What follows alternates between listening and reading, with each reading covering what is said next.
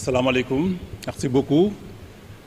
Vive la décentralisation, vive ENDA EcoPop et ses partenaires qui nous ont donné aujourd'hui l'occasion d'être venus au Grand Théâtre pour partager avec nos pairs des autres collectivités territoriales une expérience dont on souhaite qu'elle les inspire dans la marche de la décentralisation. Aujourd'hui, la commune de Lambaye est venue avec une forte délégation, avec à sa tête le premier magistrat de la ville, M. Hassan Ndiaye, que je vous demande d'applaudir très fort.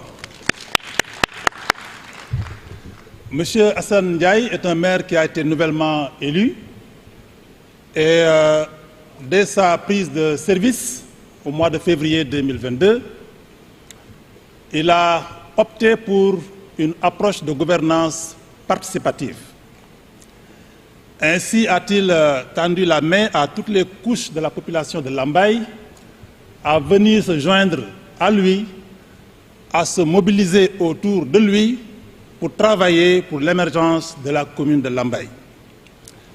Et c'est cette vision qui a été traduite en actes, qui a été traduite en projet par la création de pôles intervillageois de développement qui favorisent, qui organisent la participation des citoyens dans la gestion des affaires de leur cité. Je voudrais, avant de démarrer la présentation, remercier le personnel de ENDA EcoPop qui, il faut le reconnaître, depuis le début du processus de distinction, accomplissent un excellent travail de coordination. Que ce soit les week-ends, la nuit, le crépuscule, à chaque fois qu'on les appelle, ils nous reçoivent. Donc merci et chapeau à vous. Donc sans plus tarder, nous allons démarrer la présentation. Moi, je m'appelle Mamoudou Diop, donc je suis le secrétaire municipal de la commune.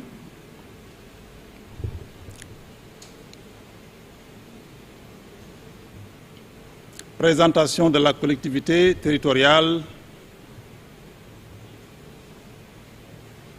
contexte, objectif, ça c'est le sommaire, démarche de mise en œuvre, acteurs impliqués et innovation, résultats obtenus, impact, niveau de réplicabilité et de durabilité de l'expérience, donc ça c'est le sommaire. Voilà, donc la commune de Lambaye est située dans l'arrondissement du même nom, dans le département de Bambey, région de Diourbel. Donc elle couvre une superficie de 157 km² est limitée au nord par la commune de Baba Garage, au sud par la commune de Ngogom, à l'est par Gawan, à l'ouest par Refan. Donc ça c'est la taille de la population. C'est une population qui avoisine les 40 000 habitants.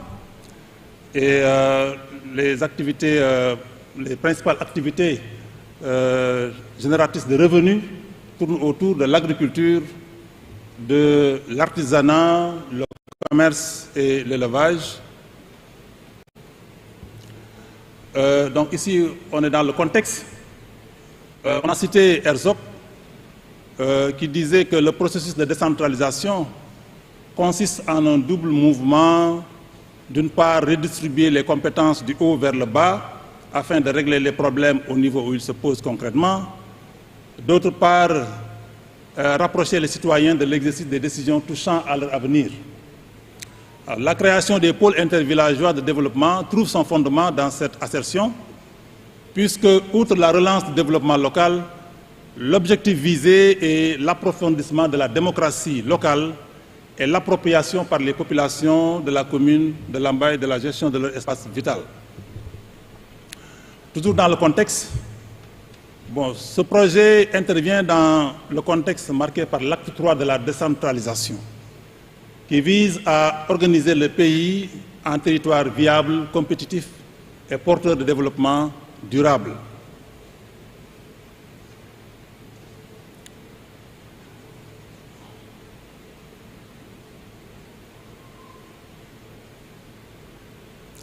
Donc cette réforme qui plonge ses racines dans une véritable politique d'aménagement du territoire a amplifié le processus de décentralisation en consacrant la communalisation intégrale. Sous ce rapport, il urge de dépasser certains problèmes qui jusqu'ici continuent à caractériser certaines collectivités territoriales, surtout celles du monde rural.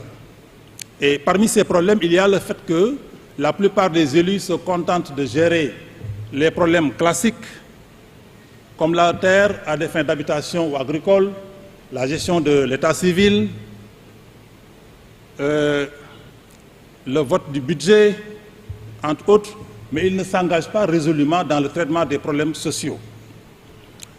La maîtrise de l'économie locale aussi échappe aux élus, souvent parce que les initiatives locales de développement sont dispersées. Elles ne s'articulent pas à des plans locaux ou à des projets collectifs coordonnés par l'administration locale, comme le prévoit l'article 3 de la loi portant code des collectivités territoriales. Les activités du secteur informel, c'est-à-dire les marchés et autres, se développent très rapidement en marge de tout contrôle. Elles produisent des revenus pour les collectivités locales, mais pour les populations plutôt, mais ne font pas l'objet de rentrées fiscales pour les collectivités locales. Ici, ce diapo montre ici une opération de mobilisation de ressources financières, faite par des membres, n'est-ce pas, des pôles intervillageois de développement, qui avaient pris l'initiative de participer eux-mêmes dans la mobilisation des ressources financières. Vous voyez ici, donc ce diapo, comme je l'ai dit tantôt, plus haut, les activités du secteur informel se développent. Elles produisent donc des revenus pour les populations, mais elles ne font pas l'objet de rentrées fiscales. Vous voyez.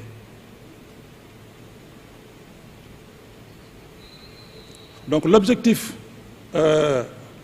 du projet, c'est quoi? On veut articuler la vision politique du développement du maire à une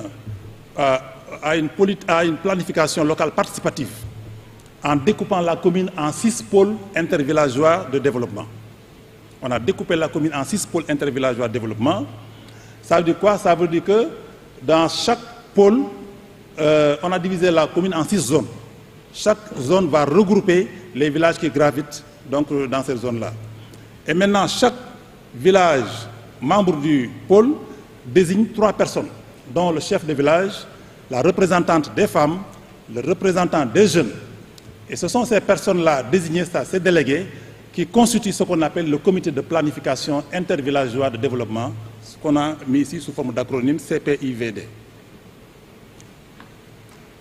Mais cette commission peut aussi s'adjoindre de toute autre personne dont la compétence est jugée utile au bon déroulement de ses missions. Vous voyez. Donc maintenant, ces comités qu'on a installés dans les pôles, en rapport maintenant avec le comité communal élargi de planification, ont déroulé un programme de planification allant de l'identification des besoins qui se posent au niveau de chaque pôle, de l'analyse des résultats et de l'élaboration de plans d'action. Ici, cette photo a été prise lors du lancement du plan de développement de la commune de Lambaye. Donc l'ensemble des habitants et des populations participent au processus. C'est ça qui est important. Ils sont associés du début à la fin, n'est-ce pas, de l'élaboration des plans d'action et du PDC. Cette photo ici a été prise lors effectivement du lancement du plan de développement communal de Lambaye. Vous voyez que toute la population était conviée à cette activité. Donc ce programme est défini sur 5 ans et il a indiqué les étapes à mener et leur progression. Voyez. Donc les priorités ont été identifiées. On a créé ce qu'on appelle des pôles, des agropôles parmi les projets identifiés. Il y a les agropôles, c'est-à-dire donc des périmètres maraîchers exploités par les pôles. Ici, on a l'agropôle de Lambaye. Bon, dans la démarche aussi, on a convié les chefs de village depuis le début du processus une réunion de concertation pour effectivement former les pôles, n'est-ce pas, en tenant compte de l'entente et de la sociabilité et de la disposition des infrastructures communautaires et potentialités. Donc ça aussi, c'était une photo qui a été prise lors d'une réunion avec les services techniques, comme l'ARD et les services de planification, qui nous ont appuyés dans le processus. Donc les résultats obtenus, donc ce travail-là nous a permis aujourd'hui de créer un dialogue interactif entre la commune et les pôles. Les CPIVD, c'est-à-dire les comités de planification intervillageois, sont devenus des conseils consultatifs incontournables. Et à ce titre, ils sont consultés sur tous les dossiers et projets de développement intéressant les pôles. Donc il y a 6 pôles intervillageois de développement qui sont créés, 6 commissions de planification intervillageoise sont créées, 6 plans d'action triennaux sont élaborés et un plan de développement communal aussi est élaboré. Donc l'impact, il y a aujourd'hui meilleure implication des acteurs au développement pour relever les défis. Il y a meilleure implication de la population dans la gestion de la commune, parce que tout le monde maintenant se sent impliqué. La création des pôles a permis aussi de transmettre au comité de planification intervillageois les outils méthodologiques et les capacités techniques appropriées pour identifier et prioriser leurs contraintes afin de définir les stratégies pour les résoudre de façon efficace, efficiente et durable. Donc il y a un meilleur rapprochement entre l'administration et les administrés. Donc ça aussi, c'est une réunion de concertation avec le pôle de Lambaye, donc au cours de laquelle on a pris cette photo. Ici, c'est toujours une opération de mobilisation de recettes. Vous voyez la voiture qui est là-bas, donc qui paye la taxe portant sur le droit de stationnement, parce que les gens savent que les finances locales constituent le poumon des collectivités territoriales. Donc sans cela, on ne peut pas exécuter les projets qui sont retenus dans le plan.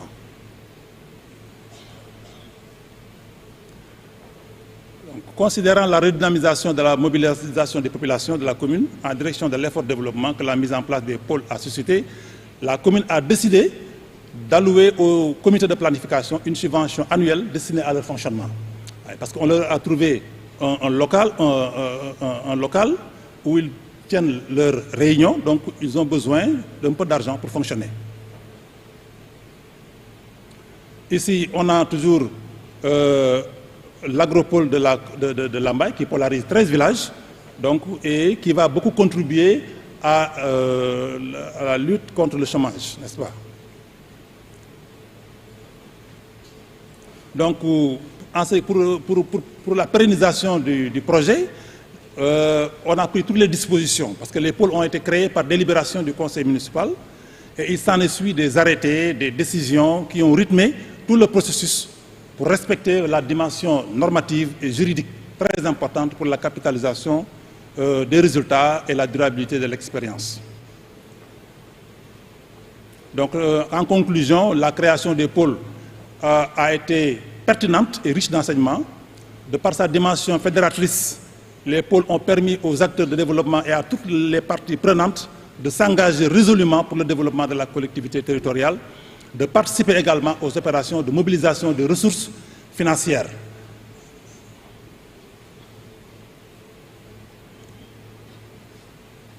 Donc, elle a aussi facilité la circulation de l'information entre donc, la commune et les populations. La maîtrise de l'économie locale par les élus, la mobilisation et l'engagement de la population pour l'atteinte des objectifs fixés dans le PDC. Parce que les gens sont impliqués du début donc à la fin. Donc, ils savent qu'ils doivent s'impliquer dans la mobilisation des ressources pour que la commune puisse avoir de l'argent et exécuter les projets, n'est-ce pas, à la grande satisfaction de la population. Donc, à l'avenir aussi, la commune envisage de renforcer les prérogatives de ces comités de planification qui pourraient à l'avenir jouer aussi le rôle de coopérative agricole, pourquoi pas, hein, de banque céréalière, sans compter aussi le financement d'activités génératrices de revenus sous forme de crédit revolving que pourraient effectivement gérer ces comités de planification. Donc voilà, je crois que si je n'ai pas beaucoup de temps. Merci. Merci de votre aimable attention, mesdames, messieurs. Merci beaucoup. Merci.